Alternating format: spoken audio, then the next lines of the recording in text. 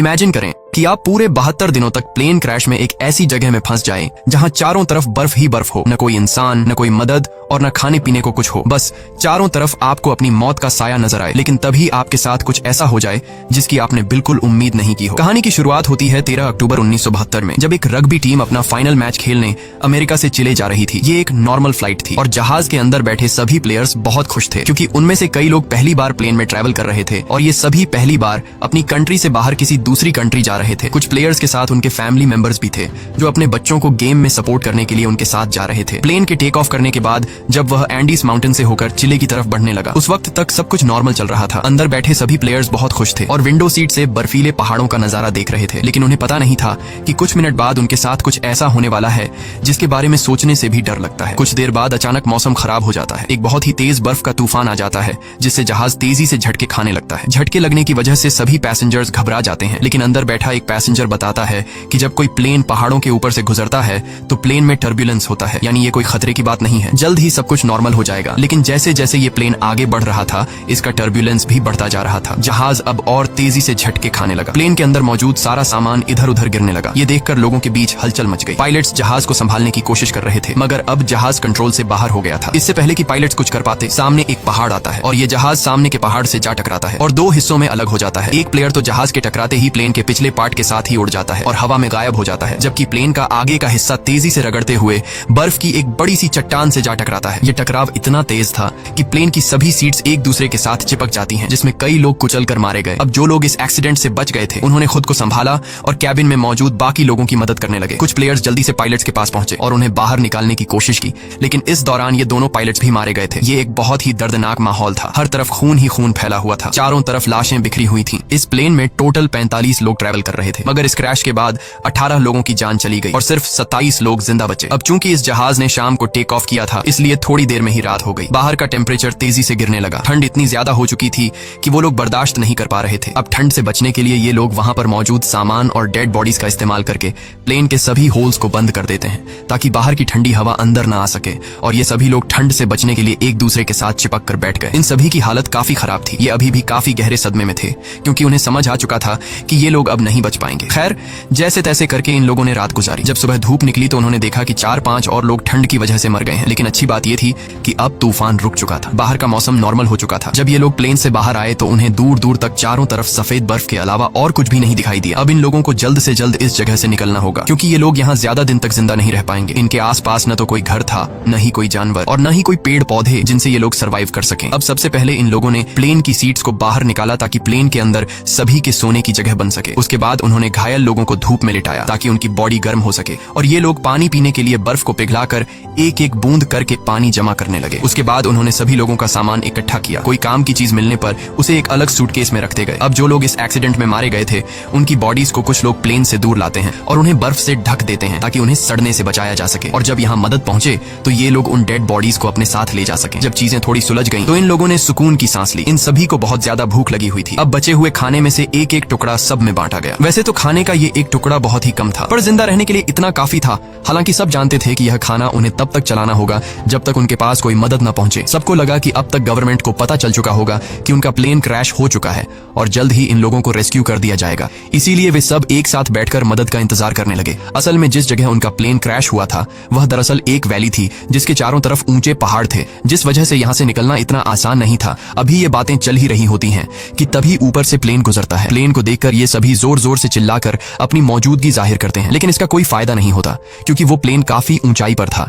जिससे वो नीचे मौजूद फंसे हुए लोगों को देख नहीं पाता और प्लेन उनकी नजरों के सामने से होते हुए गायब हो जाता है। कुछ घंटे बाद रात हो गई। ये सभी एक्स्ट्रा कपड़े पहनकर प्लेन के अंदर छिप गए और अंदर मौजूद लगेज का इस्तेमाल करके प्लेन के सभी होल्स को बंद कर देते हैं। इस तरह से ये रात भी गुजर गई और अगली सुबह नांदो नाम के एक आदमी को होश आया जो प्लेन क्रैश के बाद से ही बेहोश पड़ा था। नांदो की हालत इतनी खराब थी कि वो अपने पैरों पर खड़ा नहीं हो पा रहा था, लेकिन इसके बावजूद वो अपनी बहन के पास गया और उसे गले से लगा लिया। जब नांदो ने अपने पेरेंट्स के बारे में पूछा तो उसे बताया गया कि उसके मॉम डैड मर चुके हैं। ये सुनकर उसे काफी दुख हुआ। उधर बाकी लोगों ने दोबारा से बर्फ पिघलाई और थोड़ा पानी इकट्ठा किया और उसे पीकर गुजारा करने लगे। उन्होंने जमीन पर एक्स का साइन भी बनाया ताकि ऊपर से गुजरने वाले जहाज को नजर आ सके। कुछ देर बाद एक और प्लेन उनके ऊपर से गुजरा, जिसे देखकर ये लोग बहुत खुश हो जाते हैं और इन लोगों ने शीशे चमकाकर उसका ध्यान खुद की तरफ खींचने की कोशिश की, लेकिन ये प्लेन भी उन्हें इग्नोर करके चला गया। ये लोग खुश थे क्योंकि उन्हें लग रहा था कि शायद उस प्लेन ने हमें देख लिया है और अब बहुत जल्द उनके पास मदद पहुंच पहुंच जाएगी। लेकिन इस तरह से एक रात और गुजर गई पर कोई उन्हें बचाने नहीं आया। अब उन्हें समझ आ जाता है कि यहाँ हमें कोई भी बचाने नहीं आएगा,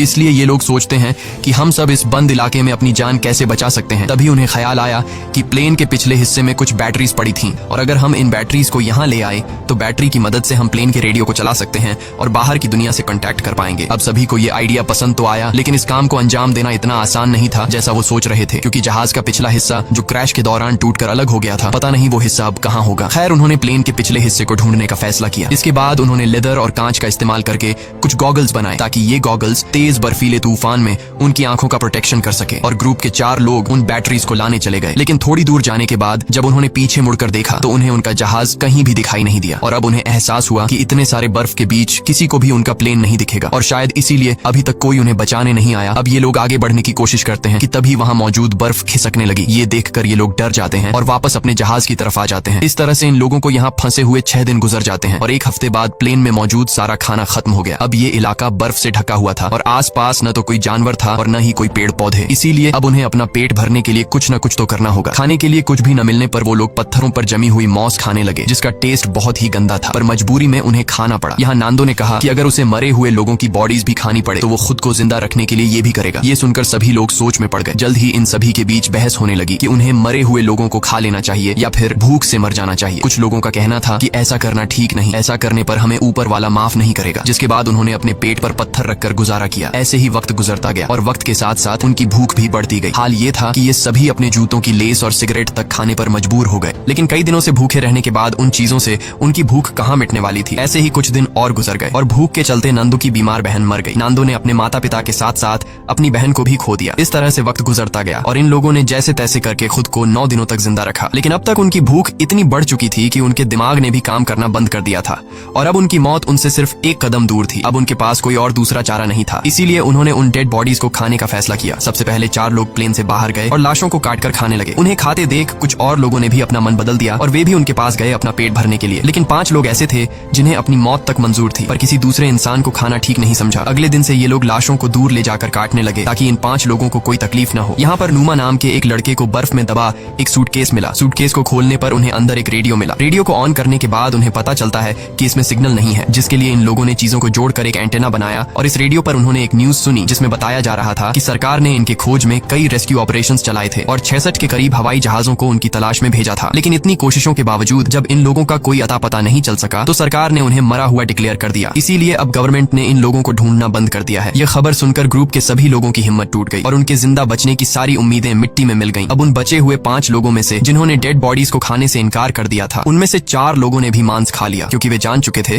कि यहाँ उनकी कोई मदद करने नहीं आएगा और अब उन्हें खुद कुछ करना होगा यहाँ से निकलने के लिए। यहाँ ग्रुप के 3 लोगों ने दोबारा से जहाज के पिछले हिस्से को ढूंढकर उसमें लगी बैटरीज को लाने का फैसला किया ताकि वे उसका इस्तेमाल करके बाहरी दुनिया से कांटेक्ट बना सकें और उन्हें बता सके कि हम अभी भी जिंदा हैं। इसके बाद 3 लोग प्लेन के पिछले हिस्से को ढूंढने निकल पड़े और कई घंटों तक चलने के बाद उन्हें प्लेन के कुछ टुकड़े मिले जिन्हें ये लोग उठा लेते हैं और साथ ही उस खिलाड़ी की लाश भी मिली जो क्रैश के वक्त उनसे बिछड़ गया था। उन्होंने उसकी लाश को दफना दिया और अपना सफर जारी रखा, क्योंकि अब उन्हें भी अंदाजा हो चुका था कि प्लेन का पिछला हिस्सा यहाँ आसपास ही होगा। घंटों की चढ़ाई के बाद ये सभी काफी थक चुके थे और इन बर्फीली हवाओं के चलते उनका सांस लेना भी मुश्किल हो रहा था। जल्द ही रात हो गई और इन लोगों ने एक चट्टान की आड़ में छिपकर रात गुजारने का फैसला किया। अगली सुबह जब उनकी आंख खुली तो ये सभी बर्फ से ढके हुए थे और इन तीनों की हालत काफी खराब थी। ठंड इतनी ज्यादा थी कि उनमें से एक की तो आंखें तक जम चुकी थीं और बाकी दोनों अपने पैरों पर खड़े होने लायक भी नहीं थे। अब उनमें आगे बढ़ने की ताकत तो बिल्कुल नहीं थी, इसीलिए ये सभी प्लेन के बाहर की लोहे की शील्ड पर बैठकर पहाड़ से नीचे उतर आए। इन लोगों को खाली हाथ देखकर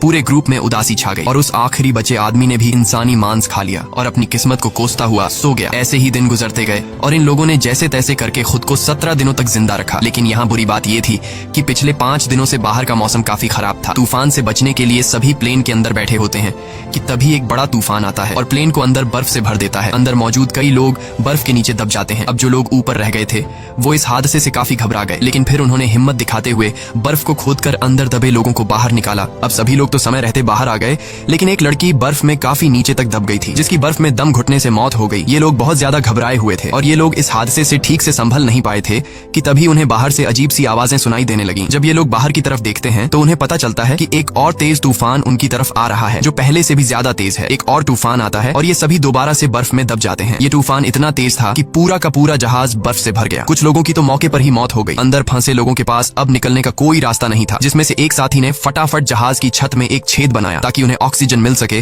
और दम घुटने से बच सके। ये लोग हाथ जोड़कर सिर्फ यही विश कर रहे थे कि अब उनके ऊपर और बर्फ न गिरे, वरना ये सभी हमेशा के लिए यहीं दबकर रह जाएंगे। कुछ घंटों बाद उन्होंने खुद को संभाला और कुल 8 डेड बॉडीज को इकट्ठा करके उन्हें कोने में रख दिया। अब इस तरह से उन्हें यहाँ फंसे हुए 18 दिन गुजर चुके थे और उनका भूख से बुरा हाल हो गया था। अब जिंदा रहने का सिर्फ एक ही रास्ता था कि वे अंदर मौजूद डेड बॉडीज का मांस खा लें। लेकिन ऐसा करना इन सभी के लिए बहुत मुश्किल था, क्योंकि ये सभी डेड बॉडीज उनके अपने लोगों की थी। अब ये सब देखकर नुमा नाम के उस लड़के ने खुद पर से कंट्रोल खो दिया। वो गुस्से में आया और प्लेन की खिड़की तोड़ने लगा। इस दौरान कांच का एक टुकड़ा उसके पैर में घुस गया, लेकिन इसके बाद भी वो रुका नहीं और बर्फ में छेद करता गया। पूरे 2 दिनों की मेहनत के बाद ये सब ऊपर की तरफ छेद करने में कामयाब हुए, जिसके बाद वे सभी बाहर निकल आए। बाहर आकर ये सभी इतने खुश थे जैसे ये सभी मौत की कैद से आजाद हो गए हों। उन्होंने जिंदा बचने की खुशी मनाई और फिर बर्फ खोदकर प्लेन को बाहर निकालने लगे। इस दौरान नुमा नोटिस करता है कि उसके पैर में जो चोट लगी थी उसमें अब कोई दर्द नहीं है, क्योंकि बर्फ ने उसके जख्म को सुन्न कर दिया था। हालांकि वो इस पर ज्यादा ध्यान नहीं देता और बर्फ खोदना जारी रखता है। अब आसमान में सूरज निकला हुआ था, इसलिए उन्हें बर्फ खोदने में ज्यादा परेशानी नहीं हुई और कुछ घंटों में ही जहाज बाहर आ गया। अब धूप काफी अच्छी थी, इसलिए वे सभी प्लेन के पिछले हिस्से को ढूंढने की सोचने लगे, लेकिन उन्हें कोई आइडिया नहीं था कि वे इन बर्फीली रातों का सामना कैसे करेंगे। इसलिए उन्होंने थोड़ा और इंतजार करने का फैसला किया, क्योंकि गर्मियों का मौसम आने वाला था और इस दौरान इस चढ़ाई को पार करना थोड़ा आसान होगा। देखते ही देखते 34 दिन गुजर गए और अब मौसम पहले से थोड़ा बेहतर हो गया। अब जो लोग पहली बार प्लेन की तलाश में गए थे उनकी तबीयत अभी तक खराब थी और वे दोबारा से चढ़ाई करने की हालत में बिल्कुल नहीं थे। कुछ घंटों बाद उन्हें पता चलता है कि उनका एक और साथी भूख के चलते मर गया है। ये देखकर ये लोग बहुत ज्यादा मायूस हो जाते हैं और उसे बर्फ में दफना देते हैं। ऐसे ही 2 दिन और गुजर गए और 36वें दिन उन्होंने फैसला किया कि अगर उन्हें अपनी जान बचानी है तो जहाज के बैक साइड से बैटरीज लाकर बाहरी दुनिया को इन्फॉर्म करना होगा, वरना हम एक एक करके सब मर जाएंगे। जिसके बाद ग्रुप के 4 लोगों ने ऊपर चढ़ाई करने का फैसला किया और उन 4 लोगों के नाम थे रोबर्टो, टिंटिन, नुमा और नांदो। इन लोगों ने ठंड से बचने के लिए ढेर सारे कपड़े पहने और प्लेन की तलाश में निकल पड़े, लेकिन कई घंटों तक चलने के बाद भी उन्हें उनका प्लेन कहीं दिखाई नहीं दिया। तभी नुमा की तबीयत बिगड़ने लगी और वो चक्कर खाकर गिर जाता है। यहाँ बाकी लोगों ने देखा कि उसके पैर की चोट में इन्फेक्शन फैल चुका है, इसीलिए वे सब तय करते हैं कि वापस नुमा को नीचे ले जाएंगे, लेकिन नुमा ने ऐसा करने से मना कर दिया। उसने अकेले ही नीचे जाने का फैसला किया और बाकी लोगों से आगे बढ़ने को कहा। अब नुमा प्लेन के पास तो लौट आया, लेकिन उसकी हालत इतनी खराब थी कि वहाँ पहुंचते ही वो बेहोश हो गया। थोड़ी देर बाद जब उसे होश आया तो उसने देखा कि उसके साथी प्लेन से बर्फ हटाने की कोशिश कर रहे थे। वो भी उनकी मदद करना चाहता था, लेकिन कमजोरी के मारे वो हिल तक नहीं पा रहा था।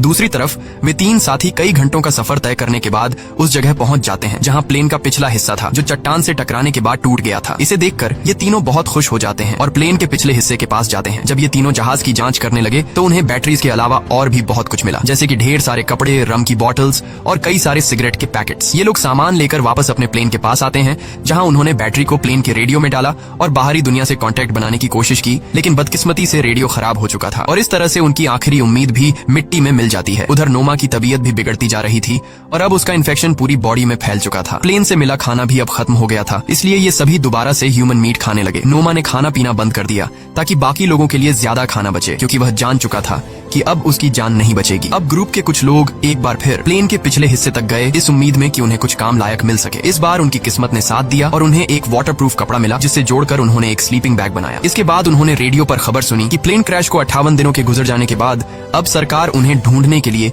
एक आखिरी मिशन चलाएगी। ये खबर सुनकर सभी में दोबारा से जान आ गई और जिंदा बचे रहने की एक छोटी सी उम्मीद मिली। यहाँ कुछ लोगों ने कहा कि हमें यहीं रुककर उनका इंतजार करना चाहिए, जबकि बाकी लोगों ने कहा कि अगर हम यहीं रहेंगे तो कोई भी हमें देख नहीं पाएगा, इसलिए हम में से कुछ लोगों को पैदल चलकर मदद बुलानी चाहिए। रात को नोमा की तबीयत बहुत ज्यादा बिगड़ने लगी। वह अपनी जिंदगी की आखिरी सांसें ले रहा था। मरने से पहले उसने सभी से कहा कि जब मैं मर जाऊं तो तुम सब मुझे अपना खाना बना लेना। ये शब्द कहकर नोमा की मौत हो गई। नोमा के इन आखिरी शब्दों से सबको हिम्मत मिलती है और उन्हें नोमा के पास से एक लेटर मिला। उस लेटर में नोमा ने लिखा था कि वह बहुत खुश है कि वह अपने दोस्तों के बीच मरा, क्योंकि उसे इससे अच्छी मौत नहीं मिल सकती। अब नोमा का लेटर पढ़कर सभी के अंदर एक अलग सा जोश आ गया और ग्रुप के 3 लोग दोबारा से मदद की तलाश में निकल पड़े। इन तीनों ने एक स्लीपिंग बैग और ढेर सारा खाना लेकर अपना सफर शुरू किया। इस बार इन तीनों ने ठान लिया था कि वे हर हाल में इन पहाड़ों को पार करेंगे और चिले तक पहुंचकर सबके लिए मदद बुलाएंगे। ये तीनों बिना रुके चढ़ाई करते रहे और जब रात हुई तो वे उस स्लीपिंग बैग के अंदर सो गए। अगली सुबह उन्होंने फिर से अपनी चढ़ाई शुरू कर दी और पहाड़ की चोटी तक पहुंच गए। लेकिन ऊपर का नजारा देखकर मानो उनकी हिम्मत टूट गई। उनके सामने पहाड़ ही पहाड़ थे और इसका मतलब था कि उन्हें अभी काफी लंबा रास्ता तय करना था। उनके मन में ख्याल आया कि वे सभी वापस लौट जाएं, क्योंकि इस सफर को पूरा करने के लिए उनके पास 3 लोगों का खाना नहीं था। यहाँ टिन ने अपना खाना इन दोनों को दे दिया और खुद वापस लौट गया ताकि ये दोनों इस सफर को आसानी से पूरा कर सके। हालांकि ये सफर काफी लंबा और चैलेंज से भरा हुआ था, लेकिन फिर भी इन दोनों ने हार नहीं मानी और आगे बढ़ते रहे। और आखिरकार 10 दिनों तक लगातार चलने के बाद इन दोनों की मेहनत रंग लाई। वे एक ऐसे इलाके में पहुंचे जहां ऊपर के मुकाबले बर्फ काफी कम थी। इन दोनों को एक साफ पानी की नदी भी मिली, जहां रुककर उन्होंने ढेर सारा पानी पिया। तभी कुछ ऐसा हुआ जिसकी किसी ने उम्मीद नहीं की थी। उन्हें घोड़े पर सवार एक आदमी दिखा जो नदी के उस पार खड़ा था। पहले तो इन दोनों को उस आदमी को देखकर अपनी आंखों पर यकीन नहीं हुआ। वे समझ रहे थे कि जैसे वे सपना देख रहे हैं, पर जल्द ही उन्हें एहसास हुआ कि यह भ्रम नहीं बल्कि सच में एक इंसान है। उस आदमी को देखकर उनकी खुशी का ठिकाना नहीं रहा। उन्होंने जोर जोर से चिल्लाकर उस आदमी से मदद मांगी, लेकिन वह आदमी उनकी बात नहीं समझ पाया क्योंकि वह उनसे काफी दूर था और बहते पानी के शोर में कुछ सुन नहीं पा रहा था। इसलिए उसने एक पेपर और पेंसिल नदी के उस पार फेंकी ताकि ये दोनों लिखकर कुछ बता सकें। और इन दोनों ने उस कागज पर अपनी सारी कहानी लिख दी। कागज पर लिखी सारी कहानी पढ़ने के बाद ये आदमी उस कागज को लेकर सरकारी ऑफिसर के पास पहुंचा, जहां ऑफिसर को भी पता चला कि 2 महीने पहले जिस प्लेन क्रैश में हम लोगों को मरा हुआ समझ रहे थे, उनमें से कुछ लोग अभी भी जिंदा हैं। और खबर मिलते ही सरकार ने इन सभी लोगों को बचाने का मिशन चालू कर दिया। ये आदमी रोबर्टो और नांदो को अपने घर ले आया, जहां उन्होंने पेट भरकर खाना खाया। अब ये खबर पूरे शहर में आग की तरह फैल गई और बहुत जल्द वहां रिपोर्टर्स का मेला लग गया और बर्फीले पहाड़ों के बीच फंसे लोगों ने भी ये खबर रेडियो पर सुन ली, जिससे सभी खुशी के मारे उछलने लगे। इसके बाद उन्होंने अपने हाथ मुंह धोए और अपना अपना सामान पैक कर लिया। जल्द ही रेस्क्यू टीम रोबर्टो और नांदो को लेकर उस लोकेशन पर पहुंची और प्लेन क्रैश के 72 दिनों बाद आखिरकार उन लोगों को बचा लिया गया। इसके बाद इन सभी लोगों को शहर लाया गया, जहां ये लोग अपने परिवार वालों से मिले और शहर के सभी लोगों ने इनका हीरोज की तरह स्वागत किया। अब इन सभी लोगों को हॉस्पिटल में एडमिट किया गया। यहाँ इन सभी ने एक दूसरे को नहलाने में मदद की और फिर इन लोगों को अलग अलग बिस्तर दिए गए। लेकिन उस रात भी ये सभी एक दूसरे के साथ सोए, क्योंकि इस हादसे के बाद ये सभी काफी गहरे सदमे में थे। कहानी के एंड में हमने जाना कि इस प्लेन में कुल 45 लोग ट्रैवल कर रहे थे, जिनमें से सिर्फ 16 लोगों की जान बच पाई। इसी के साथ सच्ची कहानी पर बनाई गई ये फिल्म खत्म हो जाती है। अगर आपको स्टोरी अच्छी लगी हो तो हमारे चैनल को सब्सक्राइब और वीडियो को लाइक जरूर कीजिएगा।